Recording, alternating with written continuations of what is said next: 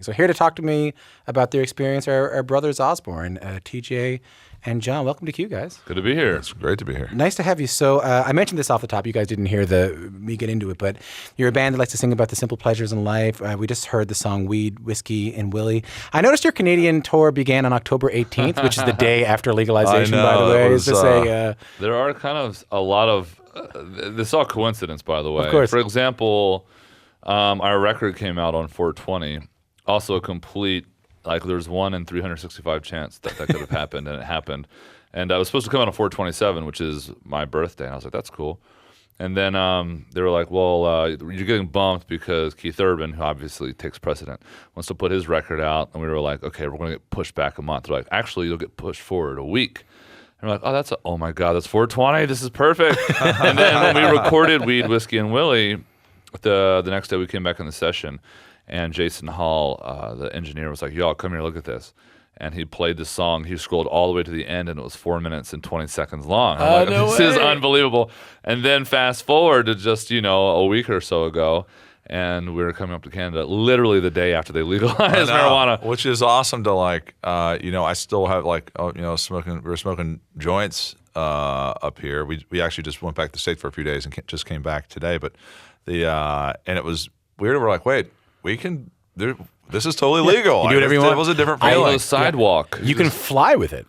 You Really? can. Yeah, you can fly with it within Canada. We've crossed the border twice now since it's been legal, and now the prompts are, basically just because it's legal here doesn't mean you can bring it in. And Right. And which I think is a really funny thing to subject to be broached at the border crossing. So here's something else that happened in Canada after you arrived. You played a show in Edmonton. You stuck around for a couple of days to catch another band playing in town at the Rogers Arena, and then this happened. It's no use in pretending. Your eyes give you away. Something inside you is bigger than I got. Say all there is to say. Sing with us, ready? That's pretty good, hey? That's the Brothers Osborne and the Foo Fighters doing Tom Petty's Breakdown. Oh no, that was a Yeah. crazy experience. We've gotten to know Chris Shiflett pretty well through doing his podcast with him, and he's a really great guy. And so we hit him up and we're like, hey, we already have tickets to the show, but hopefully we get to see you.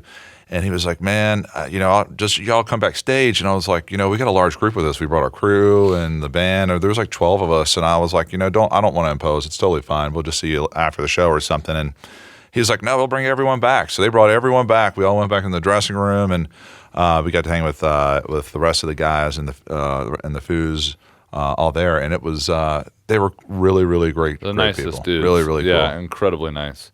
How do you feel about the difference between rock and country audiences now? Because I feel like in some ways they're more similar than ever, and some ways they could be more divided. I don't than know. ever. There's definitely, country music is kind of a strange genre. It's not really definable. I think every genre is indefinable. Before there was a clear boundary, like this is country, this is rock, this is hip hop, this is pop, whatever.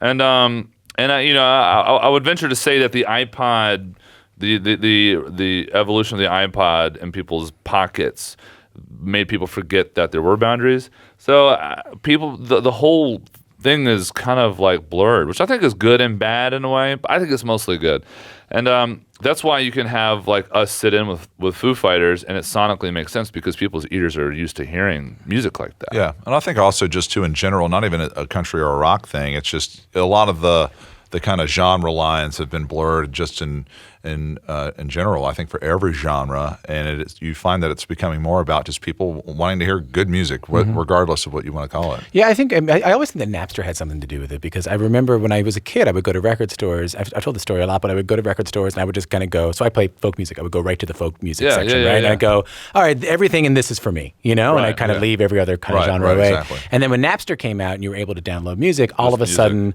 there were no restrictions over what I could listen to at any time. You hear a lot. I think a lot of people reference the iPod generation, as they call it, where you could just scroll through and play shuffle songs, or just at a fingertip switch to another record or another song, and and that's certainly true. Genres are a way essentially to categorize music. Like you wouldn't go to a library and go, okay, I want to find Grapes of Wrath. Well, it's in the pile of books. Oh my God, it took you 5 months to figure out where the hell that book is. So you need a method of categorizing it so you can find what you want to listen to. And it's different types of music speaks to different walks of life for sure. But again, there's no hard boundaries between those anymore. It's all, like TJ said, it's all good music or bad music. Does it make you feel good? Yes, then you'll want to listen to it. Are you finding that people are going to your shows who wouldn't necessarily peg them as country fans? Or Yeah, well, you hear a lot. I mean, fans? for some reason in country music, there's always this. It's like I play country, but it's kind of like this, and people always want to like have these other things they want to attach to it. And the other thing is you have fans that say, "I hate country music, but I like Eric Church or I like Chris Stapleton," and they'll start rattling off a bunch of country artists that they like. Mm-hmm. And country, like any other genre, has really great artists and has really bad ones. But for some reason in country music, it has this stigma around it that people find a little like, oh, it's not cool or whatever it is. And I think for us, one thing that we've tried to insert ourselves to kind of get out of that or weave through that, navigate through it, I guess, if you will, is just keeping it about the music. And so I sing, and my brother is a really phenomenal guitar player, and we put a lot of value in not just solely getting songs on the radio. We put stock in live performances and true musicianship, and I think people that are just fans of music can come out. So you'll see people tonight when we'll play that will come out that know the hits. But you'll see people out there that are just guitar players that could care less about the hits. They just want their faces melted. They want to see John rip they want to see John rip it, which is what we did the other night with the Foo Fighters. It was like awesome to see Dave hand John his guitar, and John just walk out there and just slay. And that night alone, post that performance, setting in with them, there was a lot of people that came up to us and were like, they said, man, the same thing. Yeah. I hate country music, but that was awesome. And that's the thing. It's like, well, you like it, it's just, for some reason, there is a stigma around it. It does feel good. I mean, here in Canada, and I'm from Eastern Canada, I think country music is bigger in Western Canada than it is in Eastern Canada. But from where I'm from, I've never had so many people come up to me in my life as they do right now and say, hey, you're into country music right now. Like, where do I go from? Yeah. And it's people like Jason Isbell. It's people like Casey Musgraves. It's people like Maren Morris. Things are kind of changing. Exactly. And it's being a part of the genre, those are people that give me a sense of pride to be in that category, and we hope to be one of those bands that does it for others. But I think you are. I think you guys are also the band that can play for those kind of people and also do arenas for hardcore country fans. Yeah, you know what I mean? That's the goal. I mean, the hardest thing, it's like you can go for critical acclaim or you can go straight commercial. It seems to be that's what the two people historically it's like you got to pick one or the other. I mean, the hardest thing is to try to do both, and that's what we've always tried to do. Not that we've always hit the mark, but that is our goal. That blurring of the lines is something that really interests me in your guys' story because you guys are from Maryland. Correct. Yeah. I think Canadians don't necessarily see Maryland as a place that would be. Americans also somehow don't see that Maryland's a place of country music. Yeah. But a lot of Southern workers moved there in the early 1940s and mid 1950s. You did some history research. I'm a bluegrassy guy. There's a big bluegrass culture up there. Yeah, exactly. Appalachian grassroots came down. In fact, our grandparents came down to Baltimore for work. They were from West Virginia, and you're right. There's a lot of bluegrass, predominantly more than specifically country, that you see there. Like really legitimate bluegrass, amazing bluegrass, amazing bluegrass. I played in the Birchmere. The Birchmere, yeah, it's an iconic venue for. And Hazel Dickens is from right around there, and she's amazing too. So I don't think people necessarily see Maryland, as you said, as a home of. Or I think the Sullivan scene, is a really famous kind of one of those staples and kind of the first wave of famous bluegrass bands. And they were from that area as well. Did you guys feel alone growing up being into this kind of music? Not really. Everyone listened to that where we grew up. We grew up an hour south of Baltimore.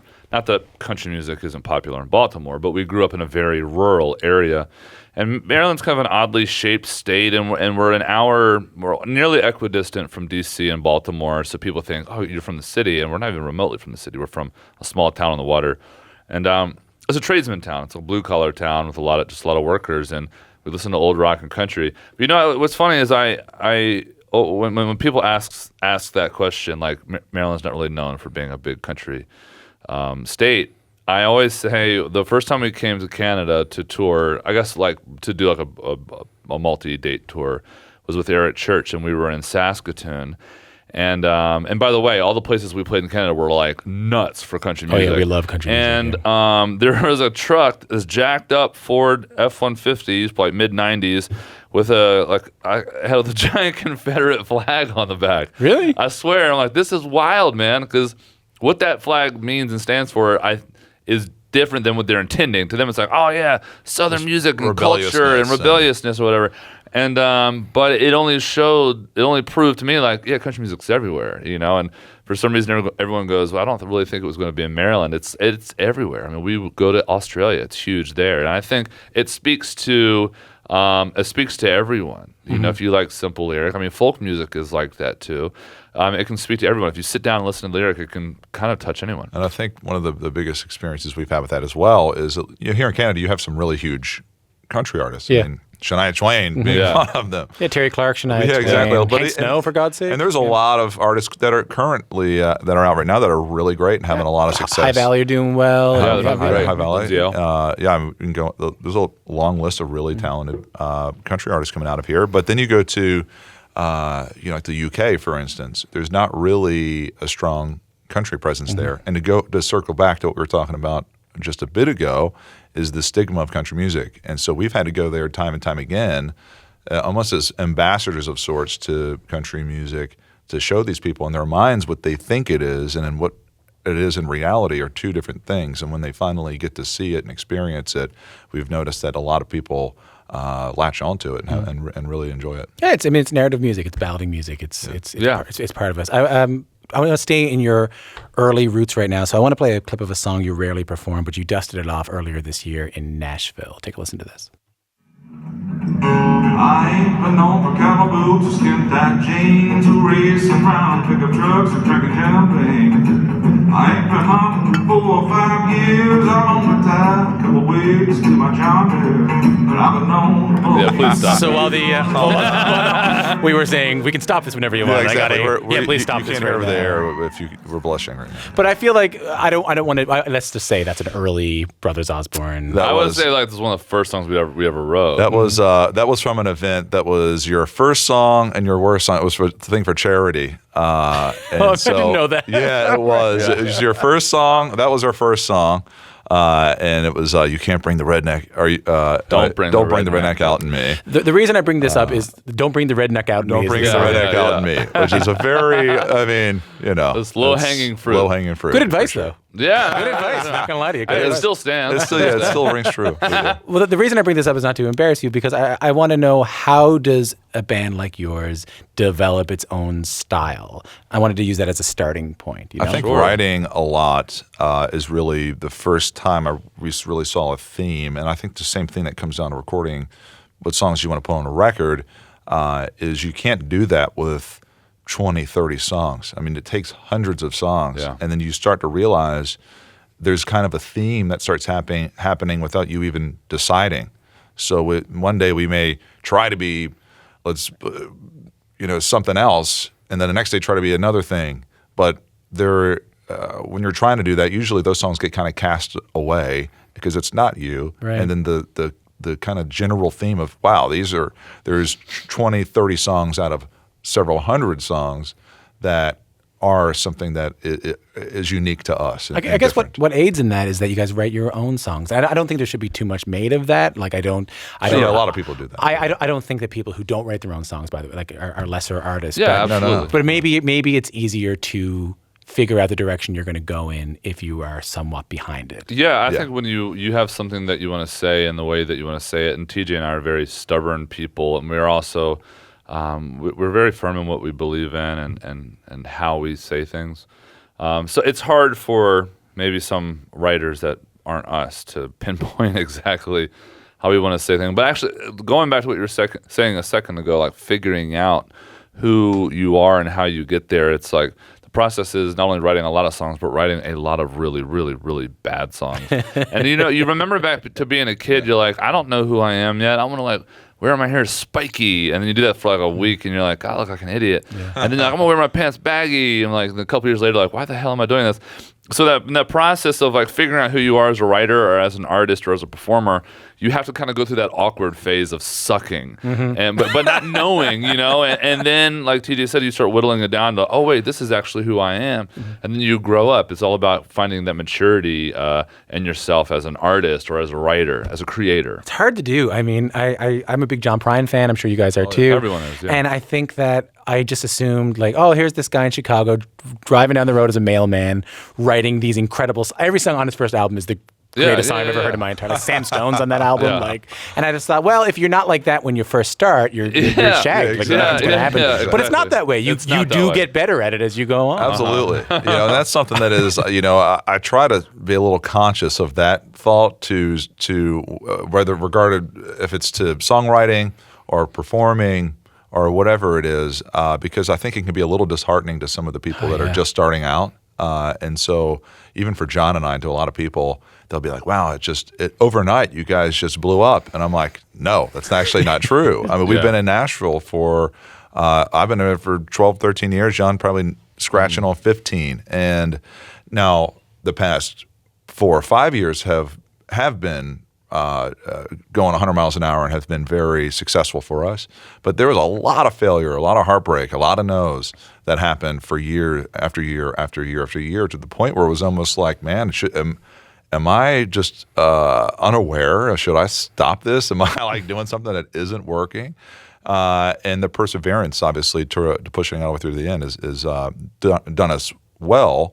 But there's a lot of people sometimes, I think, when they see that, you listen to someone's first record or someone just comes on the scene and they seem to it just falls out of them, and it's not true. It's a lot of practice. You don't see the no disrespect, the don't bring the redneck out in me. That's exactly right. Yeah, you don't want anyone to hear that stuff. And that's kind of why I'm not super bashful about playing it. It is like, oh God, I mean, Everyone it is a has little their cringeworthy, but it is good to hear it. Everyone has it. Even John Prine probably has a couple would of have his first shitty song, which is hard to believe, but if I had to put money on it, I would. You know what? He's here in a couple of weeks. We should ask him. John, do you got any bad ones? It's probably incredible. I bet we'll all he just is, quit. I mean, he has such a great sense of humor, and even in his writing, I bet he would have no shame in exposing it if it were bad. If you're just tuning in, I'm speaking to Brothers Osborne. So TJ, I want to mention this because John just mentioned that you guys have no problem speaking your mind on things, and you know what you want to say. And I think I'd be remiss if I didn't get into this. And if it's at all hard to talk about or too personal to talk about, please just let me know. Oh, no, I'm not in that kind of business. If you don't want to talk about we're it. fine. But you performed last year at Route 91 at the Harvest in Las Vegas, which became the scene of the deadliest mass shooting in American history. You took part in the tribute to the victims of the Grammys earlier this year. You guys have not been shy about discussing gun control, a topic that's traditionally been off limits in country music circles. I'm less interested, unless you want to talk about it, about your actual viewpoint on this, but just were you at all worried about getting a pushback from your fans? Or? Well, I mean, there comes a time where you obviously you don't want to piss off your fans, but at the same time you have to be yourself. And John and I felt, and still do for that particular topic and some others, that everything's so political in our country right now that no one wants to say anything because it's so divisive. But then there becomes a time where it's not about politics. It's about right and wrong. And to kind of sit on the sidelines and watch some of these things happen, to me, it just feels icky. It feels like that makes me feel like a sellout to have had this ability to talk to people or maybe be the voice for people that think maybe differently. And so you hear that particularly in country music. Everyone's, well, it's conservative values or it's this. And people will tell us, this is country music. This is not, we don't want this in country. And I'm like, I'm in country and I disagree, and there's a lot of people that don't have people that have that voice. And a lot of people in country music are very outspoken about conservative things and gun rights and whether they're wrong or right isn't the point. It's simply the fact that it's okay for them to voice their opinion. Yeah. And I'm totally fine with that, but why can't I? You take someone like Hank Jr., he politically is wildly different than us. Charlie Daniels. But I love Charlie Hank Daniels Jr. Hank Jr. I love Charlie Daniels, exactly. Yeah, I like their Charlie Daniels on music. Twitter. It's like, why can't we be different and speak our minds? And the thing is, too, is we would do it on social media quite often. We don't do it at our shows because that's, to us, there is not really the place for that. But we have spoken up. And John and I, we came from a small town. We came from a very hard-working blue-collar family where we didn't have and we've worked really hard to get where we are, and we've been the underdogs our entire lives. Even still right now, sitting here talking to you, we've had a lot of success, and I've won CMA awards and ACM awards, and I still go into those award shows feeling like I'm going to lose them. It's just I've always been we've always been from behind or underdogs. So getting into that kind of thing, it's like we want to speak up for the underdogs, basically, and that's what we're doing. I mean, so this is airing right on the eve of the midterms in the U.S. You mentioned other things. I think among those other things, you guys played a fundraiser for a Democratic gubernatorial candidate. Yeah. I get to say the word gubernatorial. Great word. My favorite thing about this question so far is Gubernatorial. but I love that the first two syllables are goober. Did that feel like a risk to publicly support? It's one thing to speak out about gun control. Yes and no. I mean, at this point, it doesn't. Our fans know who we are and what we're about, and our fans. Not every one of our fans has the same viewpoint as us, and they love us just the same as we love them. We know that that's not the defining factor of a relationship. It just needs to be spoken, and it is hard times right now. It's very touchy subjects, but it needs to be talked about. He did an amazing job. This is Carl Dean. This is Carl Dean in Nashville as a mayor and what he did for the city. And if we could see his job that he did in our town, and we kind of grew in Nashville along with him, and then see that expand across our state, we think that would be an incredible thing. And what he stands for, we stand for. And we think he actually truly does have the middle class of Tennessee, their best interest at heart. And if that means we have to risk losing a couple fans to say that or play a fundraiser, we'll do it for the greater good. Sometimes you have to shoot yourself in the foot to win a battle, and that's what we have to do. That's cool. I guess my question is that, I mean, Rolling Stone said this. They said that Brothers Osborne supporting a Democrat is something no other mainstream major label country artist has done this midterm season. I mean, is it really that much of a risk? Well, I mean, the thing is, too, is also it's not really I think this even goes beyond our politics in our country, and even running into coming here or going to other countries. There is a kind of a double-edged sword in some extent. It's like, what's the point of music for a lot of people is to forget about all the noise, and they don't want to. Even if you're telling them something they agree with, a lot of times they just want to listen to music. Escapism. Yeah. Exactly. They come out, they spend money on our shows to escape all the BS out there. And so sometimes I think it is you don't want to get up in the arena of that. And so a lot of times John and I do just kind of let it all play out because a lot of it is just smoke and mirrors. But then occasionally there's some times where it's like, whoa, all right, come on, y'all, like. If no one else is going to say it, I am. This is gone too far, and we haven't really publicly supported any candidate on social media or even at our shows. But when it came to Carl, like John mentioned, we personally got to experience. It wasn't just we were supporting him just because we lived in a town that he was the mayor of for a long time, and we could see very tangible things that he had done that had really vastly improved the city. So there it was like, it wasn't about truthfully, I didn't even know until recently that he was even a Democrat. I didn't know the whole entire time he was the mayor of our town. I didn't even know what his political affiliation was. Back to the music. It's just good music or bad music. Yeah. Good politician, bad politician. But I also just think it's wrong. I mean, I think that country music does have a history of supporting Democratic candidates. If you look at like Ralph Stanley in Virginia in the 50s and 60s, he was supporting exactly progressive candidates. And then obviously, as of recently, with Willie Nelson supporting Beto in Texas against one of the biggest. What's the word I'm looking for? But not battles, but the I don't know, elections battleground against each other between Beto and Ted Cruz going on right now, and for Willie to support him openly, and that's the thing. It's people get really bent out of shape about it. They're okay with it if you say what they are for. Everyone is. But there's an invisible asterisk in this whole thing, and I call people out all the time because it is utter hypocrisy and bullshit. When they say, you're a musician, you're supposed to keep your mouth shut, you're only supposed to play. It's like, okay, that's basically you're just saying, dance, monkey, dance. So fuck you. And two, the invisible asterisk here is only if you're saying something that I don't agree with. Right. Because these same people, and this is what happens when you have too much time on a bus and you're in your bunk and you're all pissed off and all you could do is lash out at the internet. I'm like, I'm going to go see what you're all about on your Twitter feed. And it's them retweeting other artists saying things that they believe in. So it's like, so you're just an asshole. We could talk about Big and Rich. We could talk about Big and Rich all day, but we don't have to. And that's a very good. I'm glad you brought that up because he had a tweet recently saying that. So Jason Isbell came out. He was on television doing an interview. He said, "Go out and vote for someone because your vote it does matter because it will negate someone's vote." And he said, he said, "I want my vote to negate John Rich's vote," which is hilarious and true Jason form. If you're listening to this, John Rich, part of Big and Rich, huge country act. Yeah, and also huge conservative. Also someone we know. And he's good. And he's good dude. He's fine. funny. He speaks his mind or whatever. And John Rich actually came out and said, "I support Jason and saying his beliefs in the same way that I'm allowed to say my beliefs. Even though he doesn't like my music, I like his, but he should be allowed to say it." And I was like, you know what? Respect for that man for actually taking the high road and saying, look, to my followers, all the people, we probably believe the same thing. It's okay to let these people say what they want. And I have a huge amount of respect for John. And it's the thing, too, which is funny. It's like, stay out of politics. And it's like, no, we're all supposed to, that's kind